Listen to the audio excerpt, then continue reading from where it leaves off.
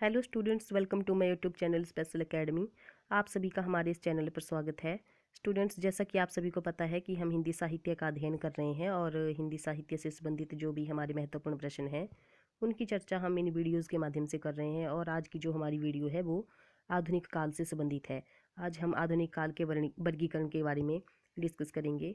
और स्टूडेंट्स, अगर आपको हिंदी साहित्य से संबंधित और भी जानकारी चाहिए और भी वीडियोस चाहिए तो हमारी प्लेलिस्ट में जाके आप देख सकते हैं। और हमारे इस चैनल को लाइक, शेयर और सब्सक्राइब जरूर करें। तो स्टूडेंट्स, स्टार्ट करते हैं हमारा आज का टॉपिक, आधुनिक काल। तो स्टूडेंट्स, आधुनिक काल की जो समय सीमा है वो 1850 से अब तक की स्वीकारी गई है। आचार्य शुक्ल ने आधुनिक काल का आरंभ जो है तो संवत 1900 से स्वीकारा है। वैसे ये 1925 तक इसको 1900 तक वैसे इसको स्वीकारा गया है, लेकिन पल्लवित सन 1925 में ही हुआ है, 1925 तक। फिर इसका अर्थ ये है कि लगभग 75 वर्ष का समय, लगभग 75 वर्ष का जो समय है 1850 से 1925 तक, 1850 से 1925 तक 75 वर्ष का समय, इसको क्या कहा गया है? इसको संधि काल का नाम दिया गया है। संधि काल किसको? 1850 से 1925 तक के काल को संधि काल का नाम दिया गया है, जो कि कितने वर्ष का समय है? 75 वर्ष का समय है। और नवीन चेतना और नवजागरण का विकास इसी युग में हुआ है। अगर आपको ये क्वेश्चन पूछा जाए कि इस युग की, आधुनिक काल की जो महत्वपूर्ण घटना है वो कौन सी है, तो महत्वपूर्ण घटना कौन सी आ गई हमारे पास? नवीन चेतना। आप ये साथ में नोट आउट भी कर सकते हैं, नवीन चेतना और नवजागरण का विकास। महत्वपूर्ण घटना कौन सी है आधुनिक काल की? तो वो आ गई हमारे पास नवीन चेतना और नवजागरण का विकास। पद्य के साथ गद्य को अधिक महत्व भी इसी युग में मिला है। तो रामचंद्र शुक्ल ने इस युग को कौन सी संज्ञा दी है? आधुनिक काल को रामचंद्र शुक्ल ने गद्य काल की संज्ञा दी है। किसने दी है? गद्य काल। गद्य काल की संज्ञा किसने दी है? तो किसने दी है? रामचंद्र शुक्ल जी ने। और आधुनिक काल के साहित्य का विषय क्या है? सामान्य जनजीवन। आधुनिक काल के साहित्य का जो विषय है वो सामान्य जनजीवन है। ब्रजभाषा के स्थान पर खड़ी बोली का विकास भी इसी युग में हुआ है। और इन्हीं सभी प्रवृत्तियों के बीज इस युग की राजनीतिक, सामाजिक और आर्थिक, धार्मिक, साहित्यिक पृष्ठभूमि से में दृष्टिगोचर होते हैं। तो इसकी परिस्थितियाँ आ गई हमारे पास, राजनीतिक, सामाजिक, आर्थिक, धार्मिक और साहित्यिक। तो सबसे पहले है हमारे पास राजनीतिक परिस्थितियाँ। तो राजनीतिक परिस्थितियों में क्या क्या है? जैसा कि आप सभी को पता है कि आधुनिक काल का समय था। आधुनिक काल के आरंभ में ईस्ट इंडिया कंपनी का प्रभाव सारे भारत में दृढ़ हो चुका था और भारतवासियों पर कंपनी के अत्याचार बढ़ रहे थे। लॉर्ड डलहौजी की लैप्स की नीति के फलस्वरूप कई देशी रियासतों को कंपनी के राज्य में मिला लिया गया। 1854 में झांसी, सतारा और नागपुर आदि की स्वतंत्रता समाप्त कर दी गई, जिससे अंग्रेजी राज्य का विस्तार होने लगा। और दूसरी महत्वपूर्ण घटना थी हमारे पास 1857 के प्रथम स्वतंत्रता संग्राम, जो कि अव्यवस्थित योजना और कुछ रियासतों के नवाबों जैसे राजाओं की गद्दारी के कारण सफल ही नहीं हो सका। जो हमारा 1857 का विद्रोह था वो कुछ राजाओं और नवाबों की गद्दारी के कारण सफल ही नहीं हो सका। यह विद्रोह भारतीयों के जागरण और क्रांति का सूचक था। इस विद्रोह के उपरांत जो था तो भारत के शासन की बागडोर ईस्ट इंडिया कंपनी के हाथ से निकलकर ब्रिटेन की सरकार के हाथ में आ गई। किसके हाथ में? पहले किसके हाथ में थी? पहले ये थी ईस्ट इंडिया कंपनी के हाथ में, और फिर वहाँ से निकलकर ब्रिटेन की सरकार के हाथ में आ गई। विक्टोरिया का शासन भारतीयों के लिए संतोष का विषय था। और 1885 में इंडियन नेशनल कॉन्फ्रेंस की स्थापना हुई। 1885 में किसकी स्थापना हुई? इंडियन नेशनल कॉन्फ्रेंस की स्थापना हुई। प्रारंभ में इसका उद्देश्य अंग्रेजी कार्यों की सहायता था, लेकिन बाद में स्वाधीनता प्राप्ति हो गया। अब कांग्रेस को नरम नीति विफल लगने लगी। बाल गंगाधर तिलक ने स्वराज हमारा जन्मसिद्ध अधिकार है की घोषणा कर दी। कांग्रेस के दो दल हो गए, नर्म दल और गर्म दल। और इसी बीच 1905 में लॉर्ड कर्जन ने बंगाल का विभाजन कर दिया और अपनी कूटनीति का परिचय दे दिया। कब हुआ था बंगाल का विभाजन? तो 1905 में लॉर्ड कर्जन के द्वारा बंगाल का विभाजन कर दिया था। और जिसने बंगाल की जनता में इसके कारण, इस बंगाल के विभाजन के कारण बंगाल की जनता में कड़ा विरोध हो गया, और ये जो विरोध था ये देशव्यापी हो गया। इसके उपरांत 1914 में प्रथम जो महायुद्ध था, 1914 का प्रथम महायुद्ध हुआ, जो 4 वर्षों तक चला। भारतीय सैनिकों ने सभी मोर्चों पर अपनी वीरता का परिचय दिया, परंतु युद्ध समाप्ति पर जो था तो अंग्रेजी सरकार अपने वचनों को भूल गई। उसने सन 1919 में रॉलेट एक्ट पास करके भारतीय जनता के जो अधिकार थे उसको छीन लिया। यहीं से कांग्रेस की सत्याग्रह नीति और अंग्रेजों का दमन चक्र आरंभ होता है।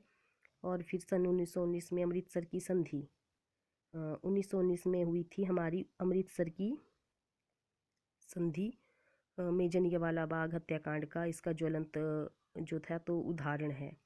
फिर 1920 में बाल गंगाधर तिलक के देहावसान के उपरांत कांग्रेस की बागडोर गांधी जी के हाथों में आ गई। फिर 1929 में असहयोग आंदोलन शुरू हुआ। इसमें विदेशी नौकरियों, उपाधियों, न्यायालयों, कॉलेजों, इन सभी का बहिष्कार कर दिया।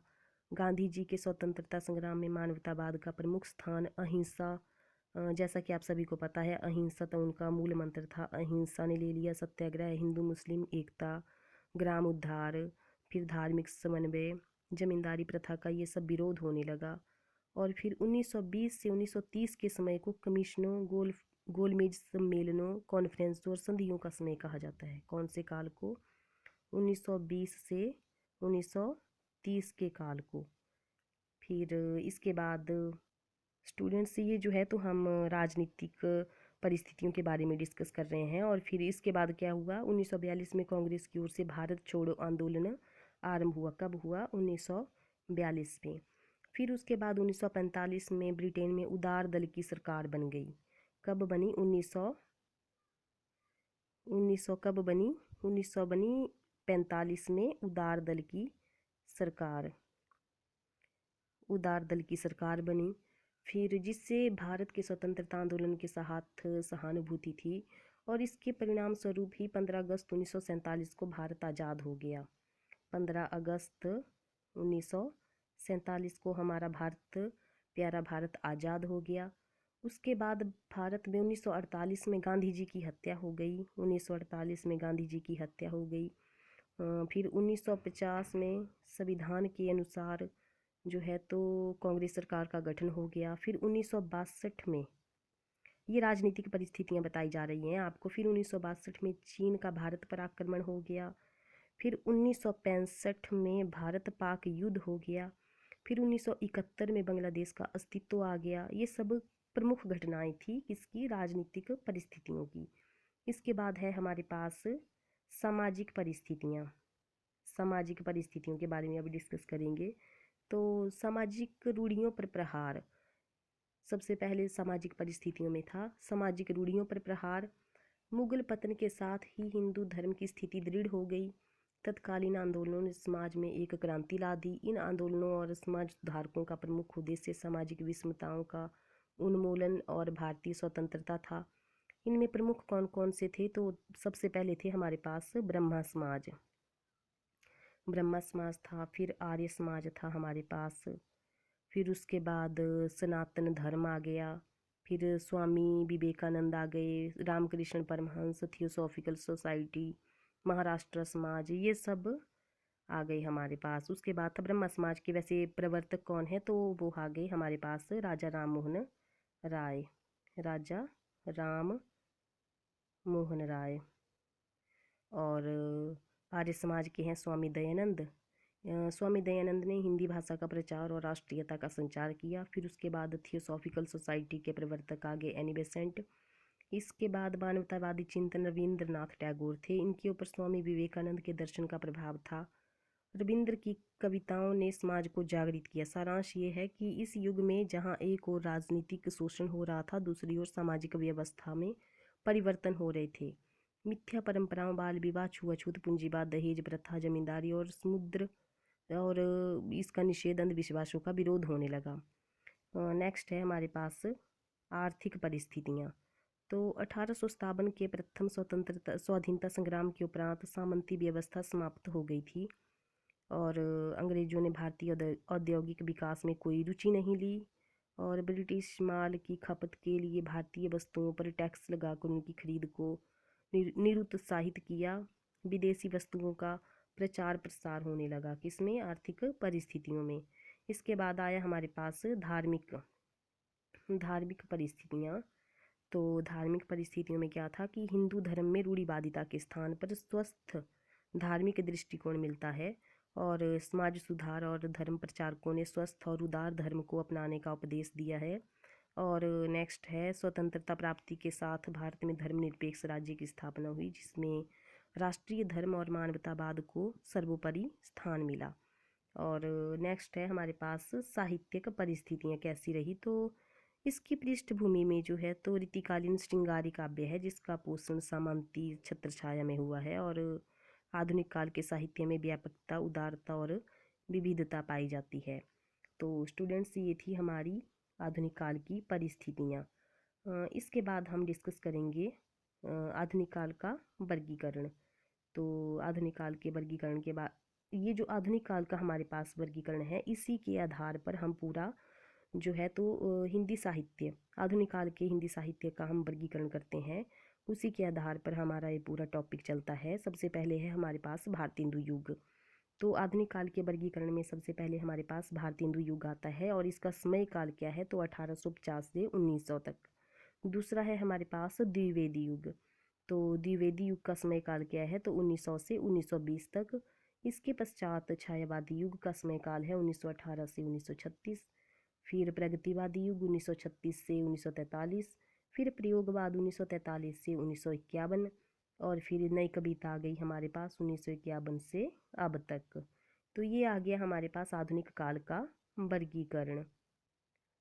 तो स्टूडेंट्स, आज हमने डिस्कस किया आधुनिक काल का समय, परिस्थितियाँ, आधुनिक काल का वर्गीकरण में हमने भारतेंदु युग, द्विवेदी, छायावादी, प्रगतिवादी, प्रयोगवाद और नई कविता के बारे में डिस्कस किए कि इनका समय काल क्या क्या है। और स्टूडेंट्स, अगर आपको हमारी ये वीडियो अच्छी लगी है तो वीडियो को लाइक, शेयर और सब्सक्राइब जरूर करें। और अगर आपको हमारी और भी वीडियो देखनी है तो प्लेलिस्ट में जाके आप हमारी वीडियोस देख सकते हैं। और थैंक यू स्टूडेंट्स।